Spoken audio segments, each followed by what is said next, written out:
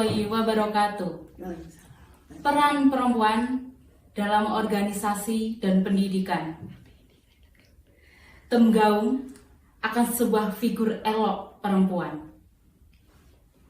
Meraut nama dalam lintas sejarah. Tertutur indah, santun dalam suatu pokok. Terajut keselarasan, membatang duka lara. Membungkam keselarasan oleh seorang perempuan. Mensakralkan kehangatan bunga negara. Runtuhkan ancaman kaum jahiliyah. Tegak akan sebuah perjuangan. Pepatah mengatakan tak kenal maka tak sayang. Di sini saya sebagai moderator dari narasumber Ibu Hesti, narasumber yang sungguh luar biasa kali ini. Perkenalkan, saya Rekanita Tika Ratnasari, salam 3B, belajar, berjuang, bertakwa.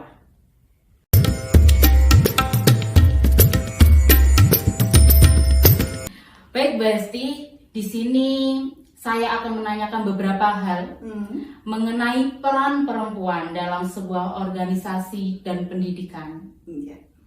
Perempuan juga tidak kalah dengan laki-laki, Bu Hesti.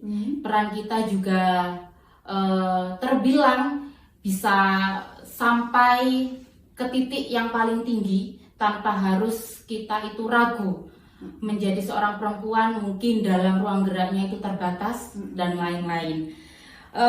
Langsung Bu Hesti, saya ingin Bu Hesti memperkenalkan diri terlebih dahulu agar rekan dan rekanita yang menonton ini bisa lebih dekat dengan Bu Hesti. Silakan Bu Hesti. Terima kasih Mbak Tika.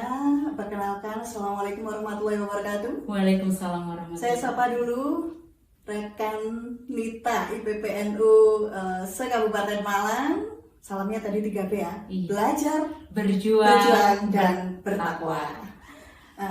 Perkenalkan, nama saya Hesti Damayanti.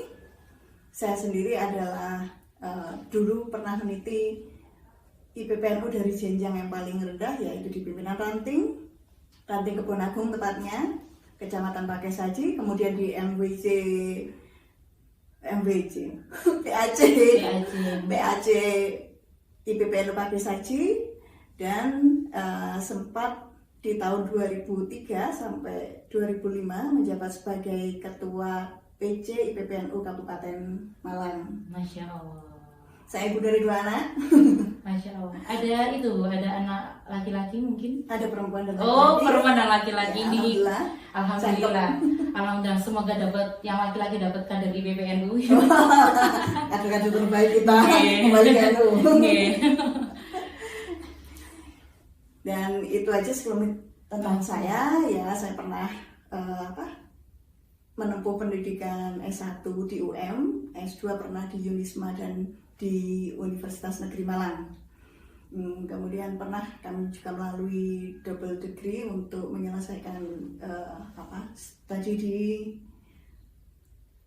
UCSD, University California San Diego. Masya Allah. Beri tepuk tangan virtual ya teman-teman semuanya. Baik Bu Hesti, ini dalam lingkaran berbicara tentang perempuan. Di sini saya ada beberapa pertanyaan. Yang pertama, menurut Bu Hesti, yang namanya perempuan ini kan kalau kita berbicara banyak pro dan kontra. Apa peran perempuan dalam sebuah organisasi menurut Bu Hesti? Ya, peran perempuan tentu saja sangat kompleks ya. Tapi sebelum ke peran perempuan kita perlu mengingat dulu Mbak, bagaimana tadi munculnya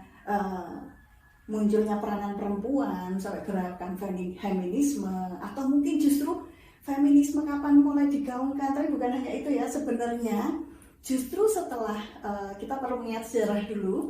Jadi ketika Rasulullah SAW itu, kalau kita lihat justru dari beliaulah tokoh feminisme pertama di Islam, di Muslim. Karena setelah masa-masa jahiliyah yang sangat mendiskreditkan kaum perempuan, beliau berusaha menyatukan bahwa perempuan sendiri adalah setara dan orang yang sangat dihormati. Dan ini terbukti bahwa kalau beliau dulu setiap hari Kamis beserta istrinya Ummu Salamah itu bersama-sama membuat satu forum di mana itu adalah dialog Nabi Muhammad dengan para perempuan. Di sana jelas sekali bahwa adanya Nabi itu memberikan satu ruang pendidikan untuk seorang perempuan, atau mungkin satu ruang mereka untuk berbicara, kemudian berorganisasi dengan dan bersama di antara perempuan. Kemudian ada lagi banyak tokoh dari Mesir itu yang pernah mengemukakan, nama tokohnya itu apa ya? Qasim Amin atau siapa ya? Ya, Qasim Amin, di mana dia itu pernah mengemukakan bahwa perempuan ini waktunya sudah harus ada hak perempuan yang diakui, misalnya tentang hak berpendidikan. Karena kasihan sekali kalau perempuan itu menjadi sebelum ke organisasi tentu saja dia harus melalui satu skill edukasi ya, proses edukasi, proses pendidikan. Dan yang kedua adalah bagaimana beliau mengemukakan tentang perkawinan perempuan yang utamanya harus dicatat melalui pencatatan. Waktu itu jelas sekali penolakannya luar biasa. Bahkan makanya kalau hari ini perempuan memilih untuk ya agama memperbolehkan, memang agama memperbolehkan kalau kita melakukan nikah siri, perempuan melakukan nikah siri, tapi itu memang sangat tidak aman bagi seorang perempuan. Nah, waktu itu Ikhwanul Muslimin yang memang banyak menentang tentang hal tersebut ya, karena mungkin dianggap bid'ah kalian, bid'ah, nggak ada di ketentuan Quran kok dia dadakan, tapi ini untuk melindungi. Nah, kemudian ada tokoh feminisme yang berawal dari peristiwa itu kan, kalau Nabi Muhammad kan eranya itu era masih 500 juga. Masehi atau berapa gitu ya. Kemudian kalau feminisme modern baru muncul 1800-an lah, 1800 Masehi sampai akhir 1800 sampai 2000 ini kan semakin menggeliat ya. Dimana memang ada perbedaan yang diciptakan baik nggak hanya di budaya kita saja tapi di budaya barat. Padahal kalau kita ngomong soal Jawa, ngomong soal Indonesia, kita sudah tahu Ratu Sima zaman tahun 600-an itu, 600 dulu di Kalingga, Jawa Tengah itu, dia menjadi pemimpin yang sangat arif, ya, sangat terkenal ditakuti juga, terkenal bijaksana juga nih. terkenal bijaksana. Ada lagi Tribuana Tunggal Dewi, Nah, benar sekali. putra dari Raden Wijaya. Di Aceh juga banyak itu perempuan-perempuan Muslim yang memang menjadi tokoh yang cukup sentral. Artinya sebenarnya negara ini itu sudah membuka ruang publik itu. Tapi entah kenapa ketika ada di sekitar tahun begitu, tahunnya perjuangan kolonialisme Belanda, Ada penjajahan masuk di Indonesia. ada penjajahan masuk di Indonesia, tapi kultur-kultur yang ada di bawah itu sudah membentuk budaya-budaya patriarki yang semakin kuat.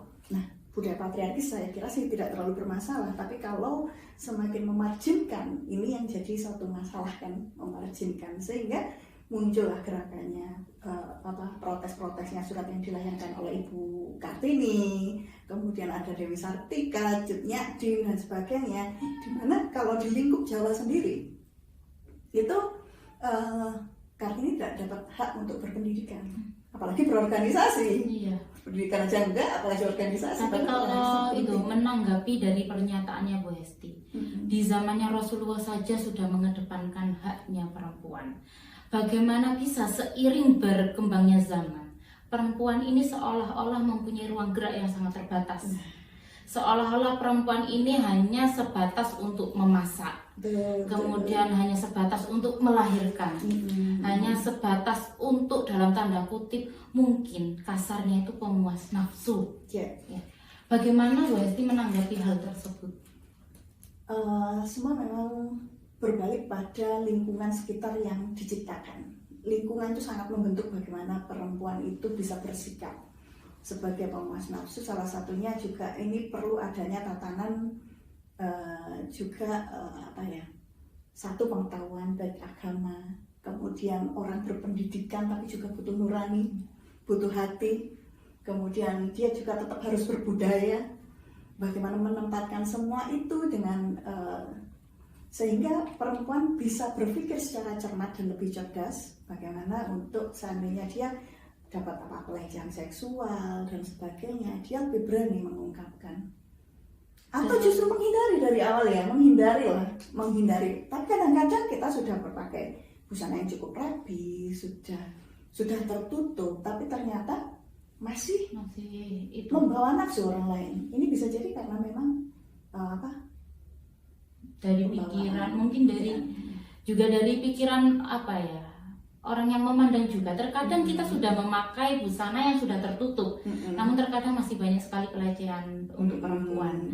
Nah, ini juga perlu perlu menjadi sorotan khusus, terutama perempuan. Jadi untuk kaum perempuan juga tetap harus hati-hati. Baik, Bu Hesti, kalau di Indonesia ini kan ada undang-undang tentang perempuan. Menurut Bu Hesti, apakah sudah cukup di undang-undang itu untuk melindungi kita sebagai perempuan agar kita itu bisa setara dengan seorang laki-laki? Undang-undang di Indonesia sudah sangat merangkul untuk perempuan, namun yang dibutuhkan kali ini adalah pendampingan. Pendampingan bagaimana seorang perempuan itu bisa membuka jati dirinya sendiri, bisa lebih percaya diri, bisa lebih menentukan sikap. Ini yang jadi sangat penting. Jadi pendampingan sangat perlu.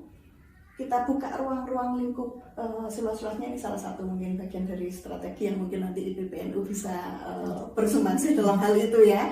Selain memberikan pengetahuan itu buat anak-anak perempuan, kemudian untuk remaja putri dan wanita yang sudah dewasa, ini memang banyak aspek yang harus kita dekati.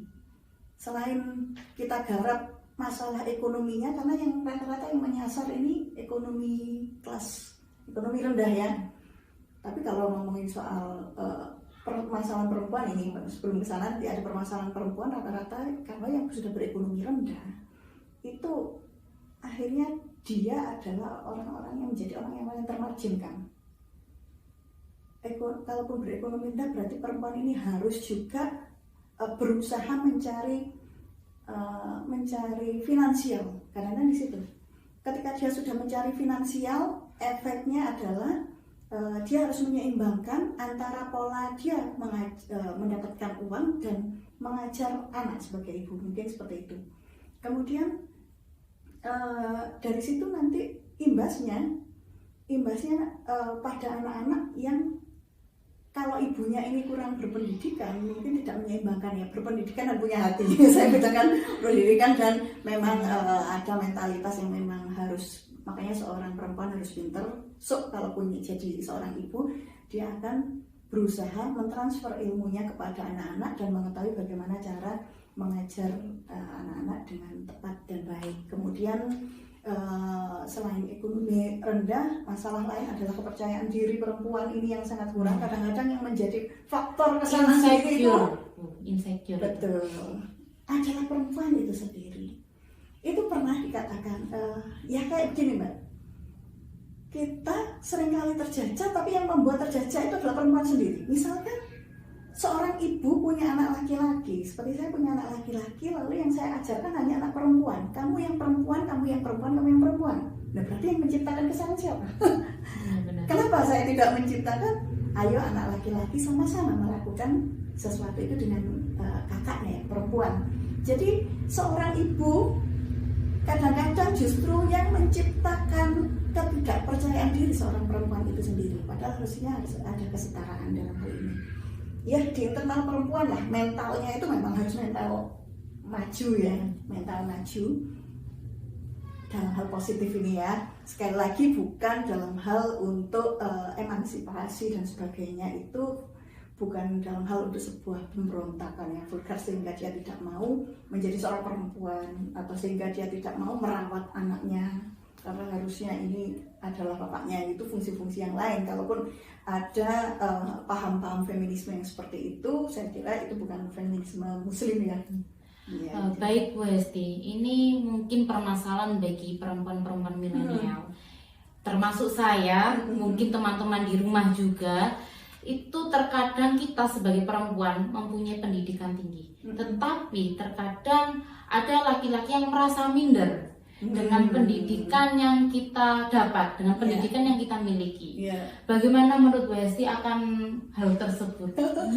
Jadinya ada ya, kalau sudah begitu gantian, sebelum ini naik, ini harus dihabisi dulu. Nah, itu. Terus ada lagi, terkadang ada pernyataan, ini terkadang di orang-orang kampung ini ya, orang-orang desa, wah hati-hati jangan berpendidikan tinggi, nanti nggak laku. Gitu. Seperti itu ya, hati-hati. Kalau pilih-pilih pasangan, hati-hati. Nanti malah kelewat nggak nikah-nikah. Nah, kan kayak gitu. Jadi kalau memilih pasangan kelewatan memang benar bisa jadi nggak nikah-nikah. Terus kan kalau artinya sebagai seorang perempuan sendiri, ya kita jelas satu tidak yang dijodohkan itu kadang-kadang memang tidak harus berarti sama. Nah, perempuan yang tinggi juga tidak harus begitu. Kadang-kadang itu adalah dua hal yang saling mengisi, ya. Saling melengkapi. Ya, saling melengkapi. Jadi nggak perlu yang kita juga terlalu memposisikan diri terlalu tinggi. Karena memposisikan kalau perempuan itu sendiri juga, saya pikir untuk apa ya, memposisikan saling tinggi, support. saling support. Bahkan yang penting berarti kan laki-lakinya yang harus percaya diri juga. Percaya diri, jadi itu sangat penting ya Bu. Iya, kemarin itu juga akhirnya bermasalah ketika kayak mahasiswa perempuan yang posisinya pengen jadi dosen, dan di salah satu syaratnya dia harus menempuh S3 di luar negeri, berarti jadwal menikahnya harus tertunda. Nah itu kadang-kadang yang laki memang ada perasaan takut, tapi kalau percaya diri kenapa enggak gitu loh.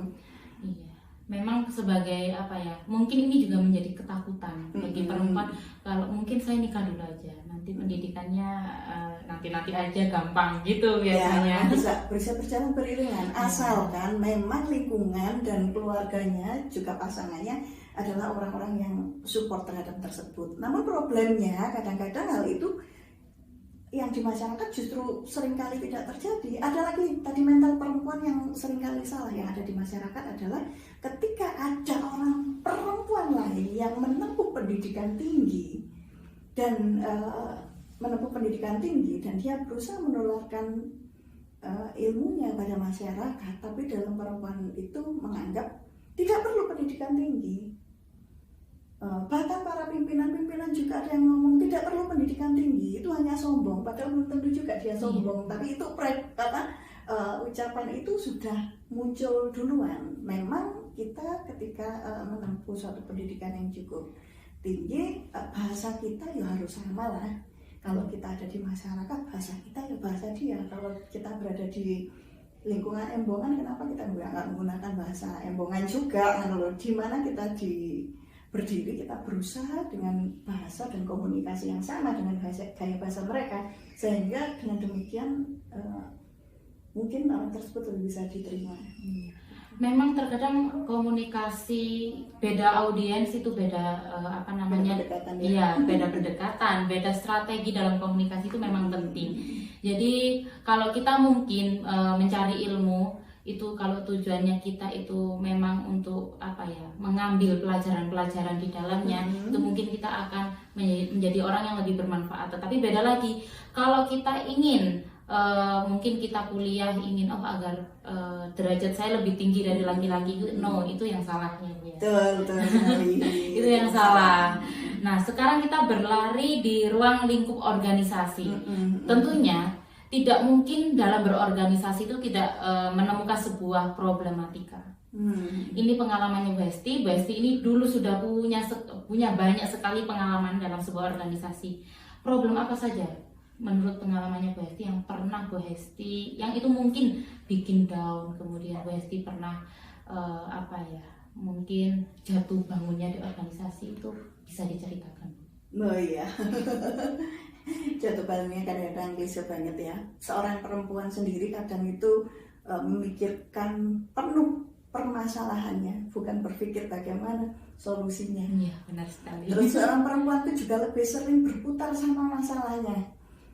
Ngobrolin masalah sama teman-teman yang lain, bergosip itu lebih sering daripada membuahkan satu hasil. Alhamdulillah ini saya lihat dengan adanya berorganisasi itu otomatis kan hal-hal yang semakin berkurang karena adanya mungkin pengetahuan dan kita mengetahui bahwa tujuan umum suatu organisasi itu lebih utama daripada tujuan kita kumpul hanya asal kumpul tanpa satu visi tertentu. Memang kendala kita adalah kendala jarak ya, kalau melihat Kabupaten Malang sebesar itu. Jadi kita terpisahkan oleh zona-zona daerah yang sangat jauh sekali. Dan menjadi penting sebenarnya kita itu memploting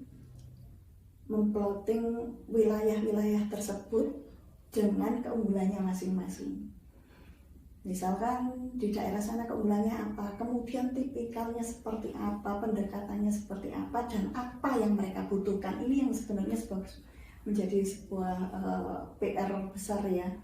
Karena mungkin di IPP sendiri sudah mengadakan berbagai acara momen yang tujuannya juga saya kira sangat baik sekali, tapi for monitoring evaluasi itu yang mungkin perlu dipertajam. Apakah benar itu merupakan menjadi sebuah kebutuhan dan apakah benar pola yang kita berikan akan mengubah satu daerah. Misalkan pola-pola negatif yang mana sekiranya bisa berubah sedikit demi sedikit.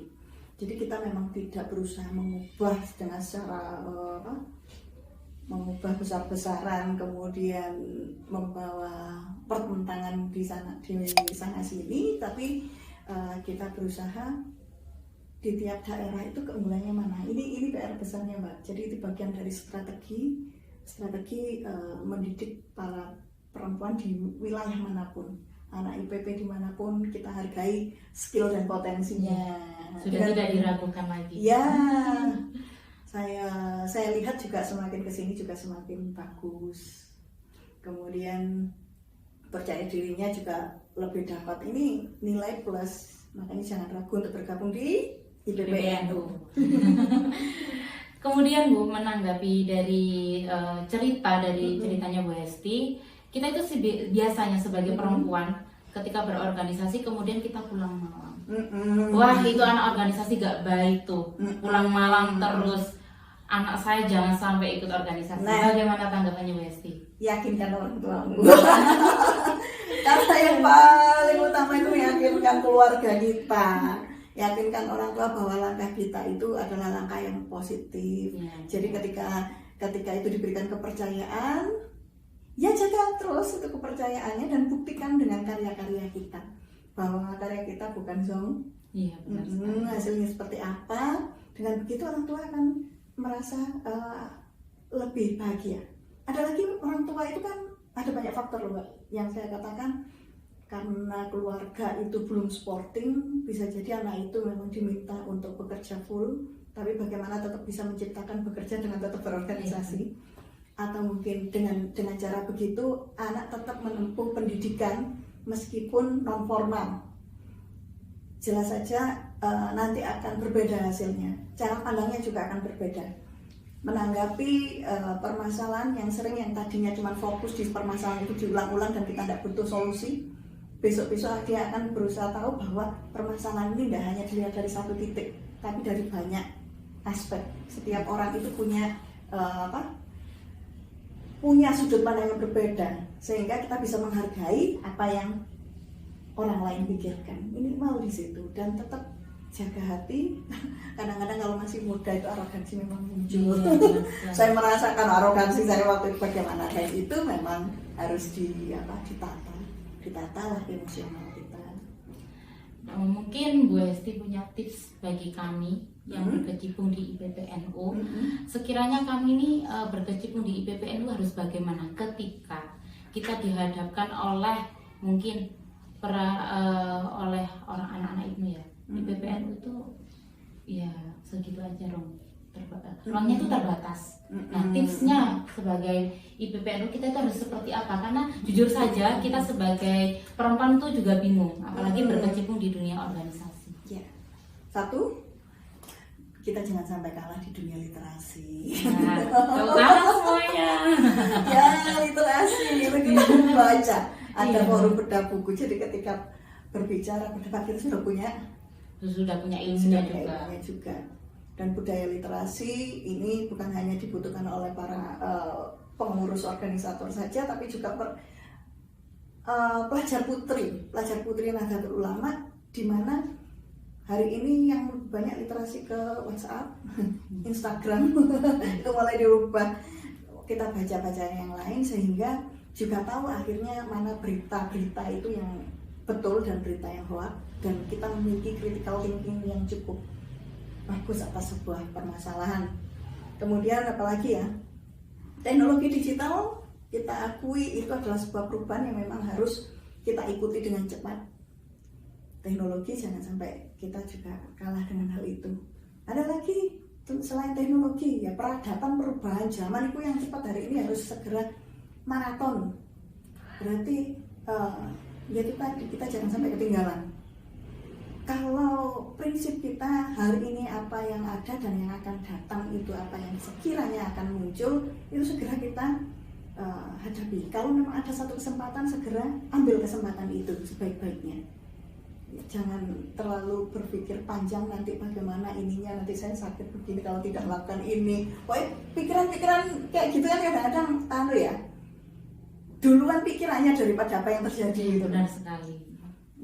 Terus atau kadang nggak banyak juga ternyata, ya ini termasuk siswa saya juga yang kita dorong untuk terus kuliah di luar negeri, yang dia pikirkan padahal dia lagi terpuruk keluarganya nggak punya apapun, tapi kenapa dia bisa berangkat, kita support ke sana, kita carikan dana, nyampe di sana pada saat ada musim dingin, musim apa gitu, dia jujur saja kebingungan, sampai nangis-nangis, saya pengen pulang, pengen ini. Yang kita lakukan hanya bisa melakukan dorongan-dorongan, karena apa?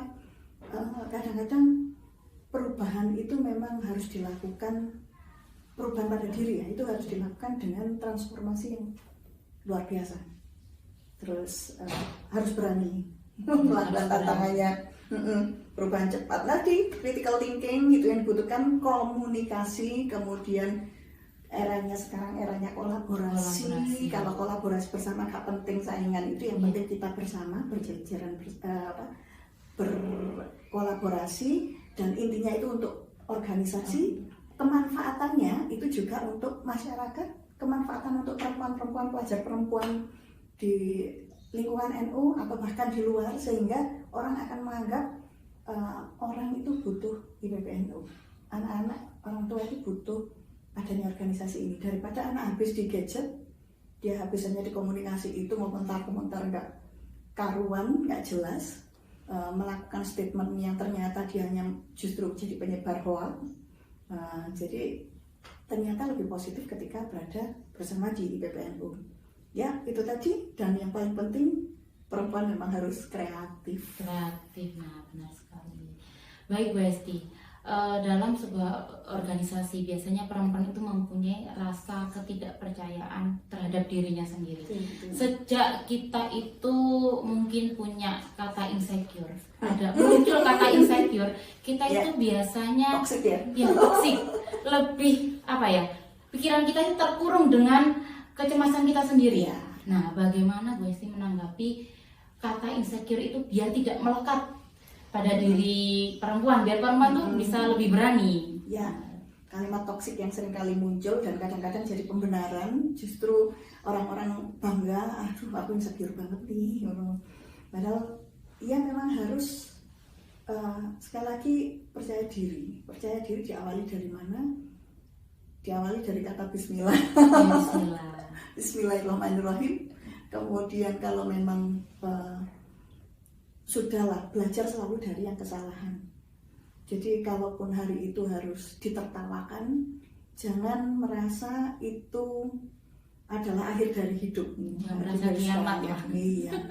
Jadi harus membuktikan bahwasanya ketika menangis saat itu besok saya harus lebih kuat dan saya tidak boleh keluar dari zona itu. Nah, benar sekali. Apabila ada permasalahan yang ada di lingkup organisasi, di PPNU sendiri, kemudian kita harus merasakan, harus pergi. Mungkin pergi sementara untuk menenangkan, it's okay. Tapi kalau pergi untuk selamanya jangan. Karena dari situ Jangan itu ya. makin mengetahui bahwa sebenarnya siapa posisi yang salah. Karena kita harus mengakui kalau itu salah. Kalau memang itu pendapat orang lain benar, ya kita harus akui dan kita harus perbaiki diri. Jangan-jangan kita pernah disalahkan ketika kita benar. Berarti kita harus bertahan dalam kondisi tersebut. Baik, Bu Hesti, mungkin Bu Hesti punya sedikit pesan untuk rekanita IPPNU di seluruh Indonesia. Nah, apa pesan yang ingin disampaikan oleh Bu Hesti? Untuk adik-adik IPPNU semuanya, gali potensi kalian, kembangkan di organisasi, kembangkan di Jamiah NU ini, di IPPNU, dan seterusnya. Mungkin nanti kalian mau berkiprah di mana. Kemudian sekali lagi penguatan literasi itu dibutuhkan. Jejaring multi itu sangat membangun jejaring itu juga sangat dibutuhkan. Kaderisasi, karena kita tidak hanya berhenti di sini untuk diri kita sendiri, tapi kaderisasi yang hebat adalah kaderisasi yang berkelanjutan. Kemudian kita juga harus bagaimana melakukan perempuan sebagai tingkat memiliki kecakapan hidup dan mengetahui potensi diri sendiri. Anak-adik IPP harus mengetahui potensi sendiri ya. Ya, lebih dari sekedar cantik. Nah, lebih dari sekedar cantik itu adalah perempuan-perempuan yang punya visi ke depan. Jangan visi belakang, memangnya ada visi ke belakang. Ya. Namun, ya, cantik bukan hanya dari paras, jiwa juga harus lebih cantik dalam menyikapi setiap kondisi. Terima kasih. Begitu, Mbak. Baik, Bu Hesti, mungkin pertanyaan tadi itu adalah untuk menutup pembicaraan seru kita kali ini. Jangan lupa untuk rekanita semuanya pantengin terus ya sosial media PJ IPPNU Kabupaten Malang, dan jangan lupa subscribe YouTube kami. Dan kita itu bisa bersinergi kalau kita itu saling support, seperti itu. Tiada gading yang tak retak, segala kekurangan itu datangnya dari diri saya, segala kebaikan itu datangnya dari Allah. Saya Tika Ratnasari dan narasumber yang luar biasa ini, Hesti Damayanti, pamit undur diri. Wassalamualaikum warahmatullahi wabarakatuh.